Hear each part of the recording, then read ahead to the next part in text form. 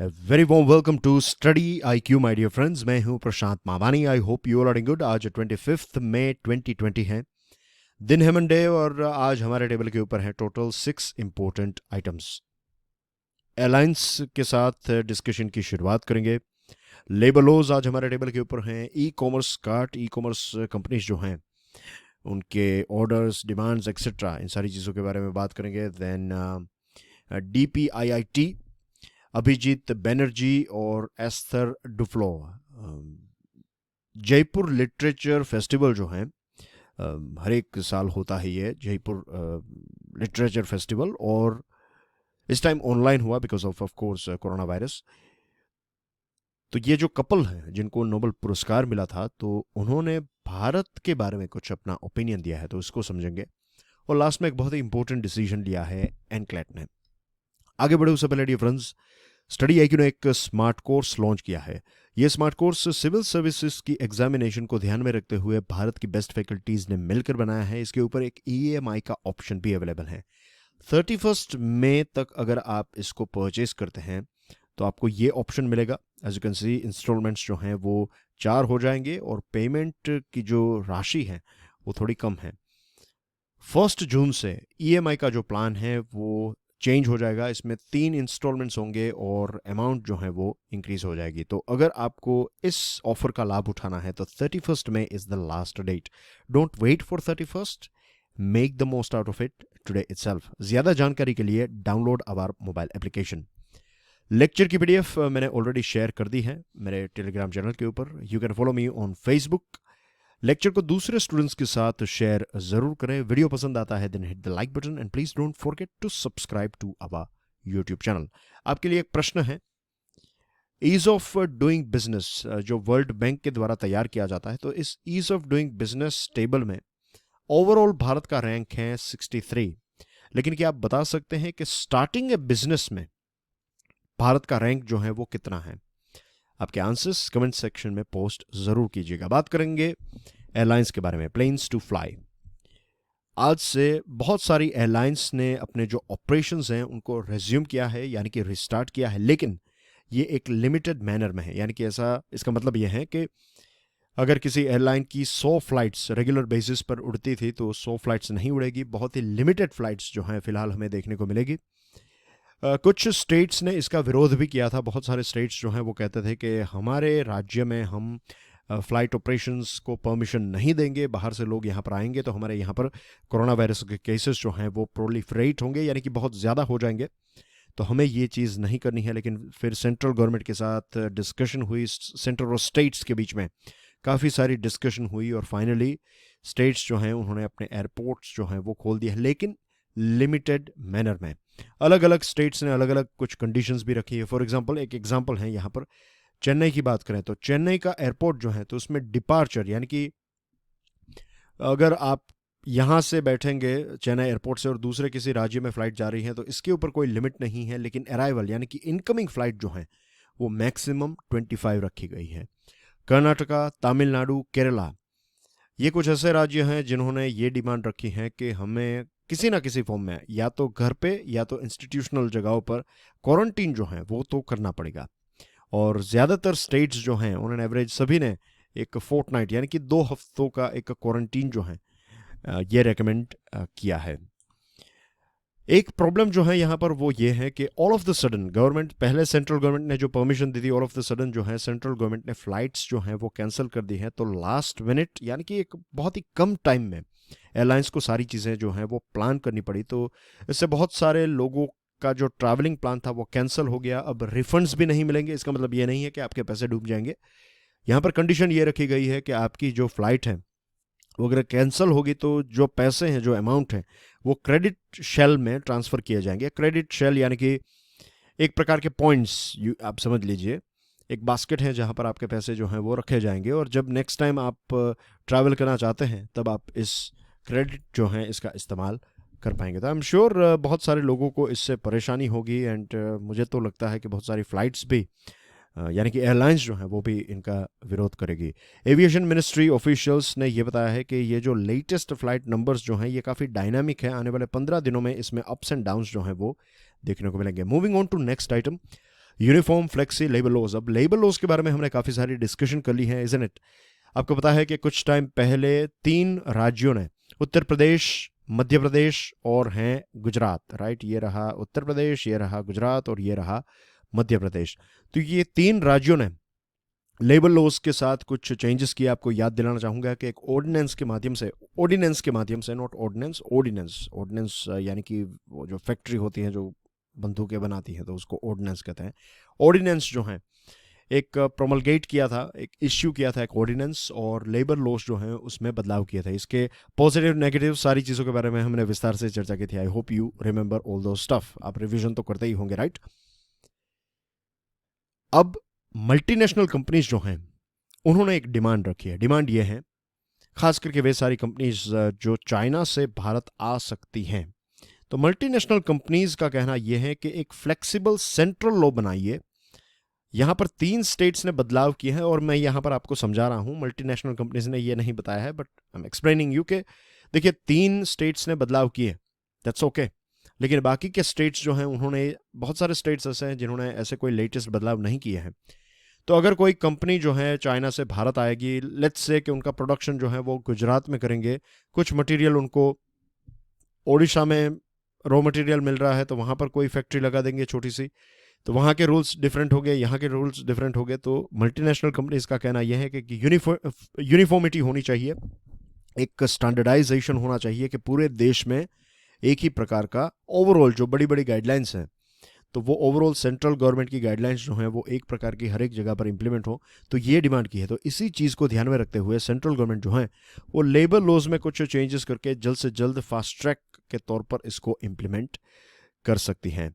Industry ने यह भी डिमांड की है कि एक बैलेंस रखा जाए, जो एम्प्लॉयर्स हैं यानी कि कंपनीज जो हैं उनका जो इकोसिस्टम है उसकी भी रक्षा की जाए, और इसी के साथ साथ जो मजदूर हैं, जो काम करने वाले लोग हैं, जो एम्प्लॉयज़ हैं, तो उनका भी ख्याल रखा जाए। तो एक बैलेंस अचीव गवर्नमेंट को यहाँ पर करना चाहिए, या फिर गवर्नमेंट करें, तो एक ऐसे रिक्वेस्ट जो है वो भी इंडस्ट्री ने गवर्नमेंट से की है।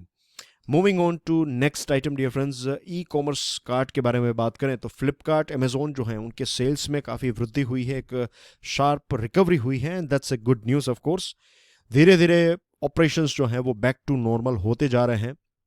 बहुत सारी नॉन एसेंशियल आइटम्स की डिमांड जो है वो काफ़ी इंक्रीज हुई है, तो that's a good thing. Smartphones की बात करें, लैपटॉप्स, टैबलेट्स, किचन आइटम्स हैं, होम अप्लायंसेस हैं, तो ये सारी चीज़ों में 70% जो प्री कोविड-19 लेवल जो था, तो लगभग 70% जितना बैक टू नॉर्मल इन सारे क्षेत्रों में या फिर इन सारे प्रोडक्ट्स में देखने को मिल रहा है। सप्लाई चेन जो है वो आज भी डिसरप्टेड है, फुल ऑपरेशन आज भी नहीं हुआ है, लेकिन धीरे धीरे सप्लाई चेन जो है वो बैक टू नॉर्मल हो रही है। एक तरफ लेबर शॉर्टेज है और दूसरी तरफ सोशल डिस्टेंसिंग के जो रूल्स एंड रेगुलेशंस हैं, तो इसकी वजह से भी प्रोसेस जो है वो थोड़ी स्लो डेफिनेटली हुई है। एसेंशियल आइटम्स की बात करें तो ये एक्सपेक्ट किया जा रहा है, जो ग्रोसरी प्रोडक्ट्स हैं और दूसरी जो एसेंशियल आइटम्स हैं, तो लगभग ये एक फॉरेस्टर रिसर्च है तो उनका कहना यह है कि इस साल $3 बिलियन जितना सेल्स जो है वो रजिस्टर होगा। ब्यूटी और वेलनेस कैटेगरी में भी एक स्पाइक यानी कि एक राइज देखने को मिला है। फैशन यानी कि कपड़ों की बात करें तो कपड़ों में आज भी जो रिकवरी है वो सिर्फ 30% जितनी, जो फैशन के प्रोडक्ट्स हैं उसमें सारी चीज़ें आ गई, तो इसमें 30% जितनी ही रिकवरी देखने को मिली है। ब्रांड्स को पूछा गया, जब ईटी यानी कि इकोनॉमिक टाइम्स ने ब्रांड्स को पूछा है अबाउट डीप डिस्काउंट्स, तो ब्रांड्स ने बताया कि फ़िलहाल कस्टमर जो है उनको पता है कि उनको क्या चाहिए, वो वही चीज़ खरीद रहे हैं जो उनको चाहिए। तो ऐसा कोई मीन्स अभी फ़िलहाल ऐसा कोई एनवायरनमेंट या माहौल नहीं है कि आप डिस्काउंट प्रोवाइड करेंगे और लोग ज़्यादा चीज़ें खरीदेंगे। तो इसको लेकर फ़िलहाल बेसिकली यही कह सकते हैं कि ब्रांड्स जो हैं, ऑनलाइन मार्केट प्लेसेस जो हैं, वो फ़िलहाल तो डिस्काउंट, जो डीप डिस्काउंट्स हैं, जो बड़े बड़े दिन आते थे उनके, mega offer days and things like that, तो ऐसी चीज़ें हमें देखने को नहीं मिलेगी। फिर DPIIT जो है वो एक स्टार्टअप फंड जल्द से जल्द क्रिएट करना चाहता है। कैबिनेट को जल्द ही DPIIT जो है वो अप्रोच करेगा, और एक स्टार्टअप इंडिया सीड फंड और एक क्रेडिट गारंटी स्कीम, ये दोनों चीज़ें जल्द से जल्द, ये दोनों प्रपोजल्स जो हैं उनको जल्द से जल्द लॉन्च करना चाहता है, और this is for startup. Budget 2020-21 में नेशनल सीड फंड जो है इसका अनाउंसमेंट किया गया था। नेशनल सीड फंड जो है ये काम करता है एक प्रकार का आइडिएशन, आपका कोई ऐसा आइडिया है तो उसको डेवलप करने में मदद करता है, और क्रेडिट गारंटी स्कीम जो है वो ऑफ कोर्स लोन्स या फिर पैसे देने में आपकी मदद करती है, कि आपकी यानी कि जो स्टार्टअप्स हैं उनकी मदद करती हैं। ये दोनों स्कीम्स जो हैं वो एक साथ एक दूसरे की कॉम्प्लीमेंट्री हैं। अगर आइडिया सक्सेसफुल और आइडिया अच्छा है, रिफाइन किया जाता है जब, तो उसके बाद उनको उस आइडिया को पैसे भी मिलना चाहिए। जस्ट लाइक एक छोटा सा जो पौधा है वो जब धीरे धीरे उगने लगता है तो उसको फिर आपको जो न्यूट्रिशन, पानी एक्सेट्रा ये सारी चीज़ें भी चाहिए। तो लोन कुछ इसी प्रकार से हैं, like nutrition and water for a plant.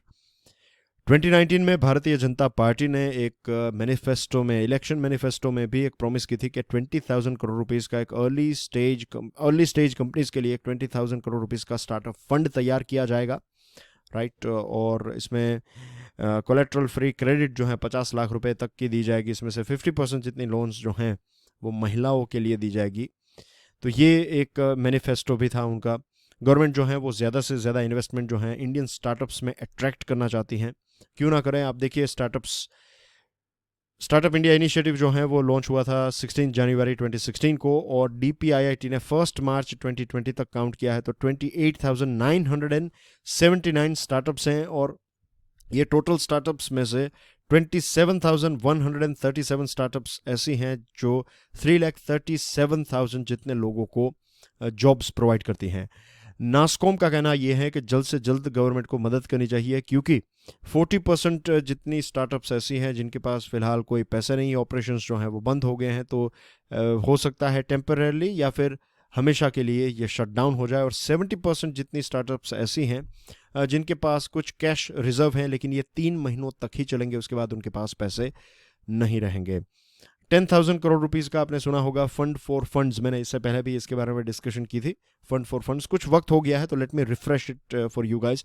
Fund for funds जो है ये सिडबी के माध्यम से दिया जाता है, लेकिन ये पैसा जो है वो डायरेक्टली स्टार्टअप में इंजेक्ट नहीं किया जाता। एक अल्टरनेटिव इन्वेस्टमेंट फंड है, यानी कि इक्विटीज़ जो कहते हैं शेयर और इस प्रकार की चीज़ें जो हैं खरीद कर पैसे जो हैं वो इंजेक्ट किए जाते हैं, इक्विटी और इक्विटी लिंक्ड इंस्ट्रूमेंट्स। तो ऐसे फाइनेंशियल इंस्ट्रूमेंट्स के माध्यम से स्टार्टअप्स जो हैं उनको पैसे दिए जाते हैं। तो ये फंड्स फॉर फंड्स में सिडबी के माध्यम से 10,000 करोड़ रुपए जो हैं वो सरकार ने रखे हैं। तो ये एक इन्फॉर्मेशन है जो आपको ध्यान में रखनी है। हो सकता है इसके ऊपर से आपको प्रश्न भी पूछा जाए।